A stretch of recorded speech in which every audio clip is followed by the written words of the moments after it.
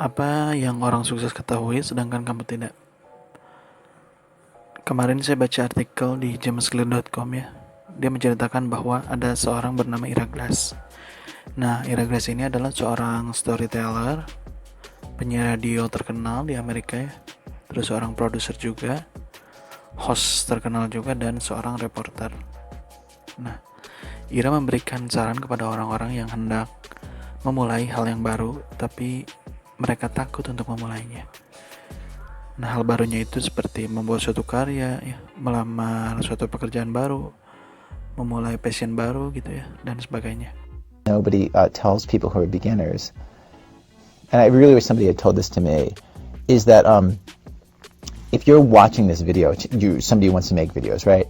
And all of us who do creative work, like, we get into it, and we get into it because we have good taste. Do you know what I mean? Like, you want to make TV because you love TV. You know what I mean? Because there's stuff that you just love. Okay? So you've got really good taste. And you get into this thing that I don't even know how to describe, but it's like there's a gap. That for the first couple years that you're making stuff, what you're making isn't so good. Nah, dalam interviewnya, Ira menjelaskan kalau setiap orang yang hendak mengerjakan hal kreatif atau hal baru ya, pasti memiliki selera yang baik akan hal yang mau dikerjakan. Tapi ada gap di antara apa yang kita bayangkan dan apa yang kita kerjakan. Jadi ada gap ya, dari apa yang kita bayangkan dan apa yang kita kerjakan. Di pikiran kita, hal yang bakal kita kerjakan atau ekspektasi kita sepertinya bakal menghasilkan masterpiece.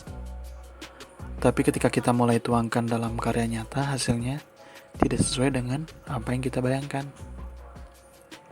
Nah, karena hasilnya tidak sesuai dengan apa yang kita kerjakan, akhirnya kita kecewa dan kita tidak percaya lagi dengan kemampuan diri kita sendiri. Karena ketika kita melihat hasilnya itu tidak sesuai dengan apa yang kita bayangkan gitu kan. Nah, misalnya kamu seorang pelukis, kamu sedang berada di suatu desa, terus kamu mau menggambar suasana desa itu.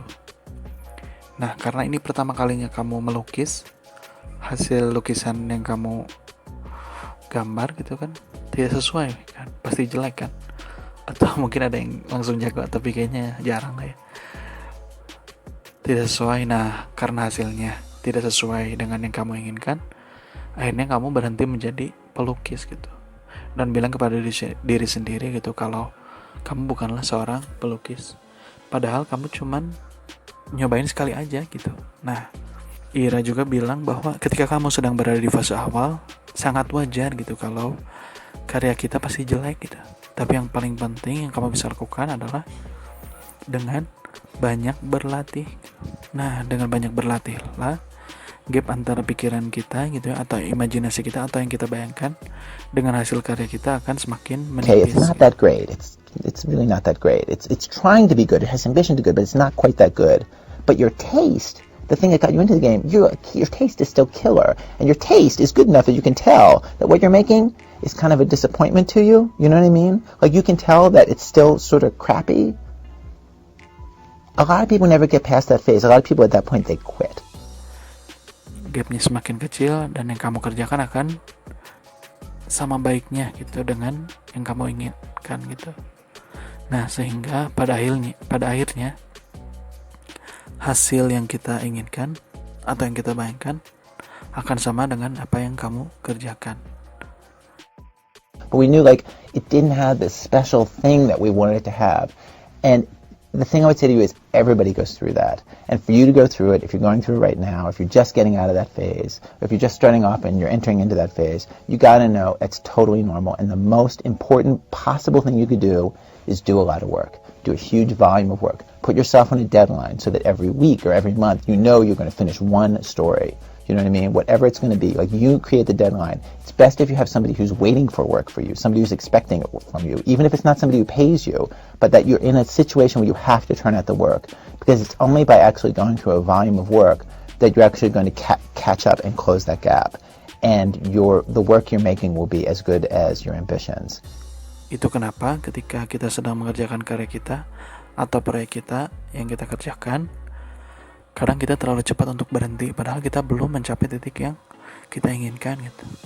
Ketika hal yang kita kerjakan tidak menghasilkan apapun, kita menyalahkan orang lain gitu. Kita bilang, udahlah, ini memang bukan passion saya, ini mah bukan bakat saya. Kita langsung mencari alasan-alasan gitu. Terus kita pindah melakukan atau mengerjakan hal yang lain. Nah, jadi di hal yang satu juga kita belum jago, kita udah nyoba hal yang lain, nanti di hal yang lain juga pasti kan kita gitu lagi gitu.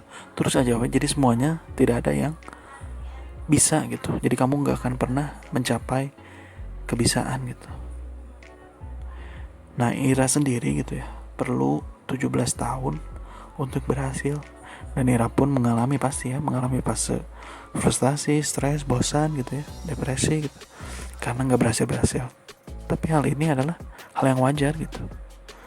Nah, jadi satu hal yang perlu kita ingat, kalau emang kita senang dengan hal yang kita lakukan, pasti kita bakal bertahan. Karena kita emang senang ngelakuinnya gitu, emang senang mengerjakannya gitu. Sehingga akhirnya karena kita terus konsisten mengerjakannya, pada akhirnya gitu kita jadi jago. Dan dari jago ini karya kita jadi bernilai, dan dari bernilai ini akhirnya kita bisa mendapatkan hal-hal baik dari karya kita sendiri gitu, kayak uang, relasi, ketenaran mungkin ya, dan sebagainya. Akhirnya kita bisa hidup dari karya kita sendiri gitu. Itu kan yang kita inginkan gitu, kita mendapatkan uang dari apa yang kita kerjakan gitu.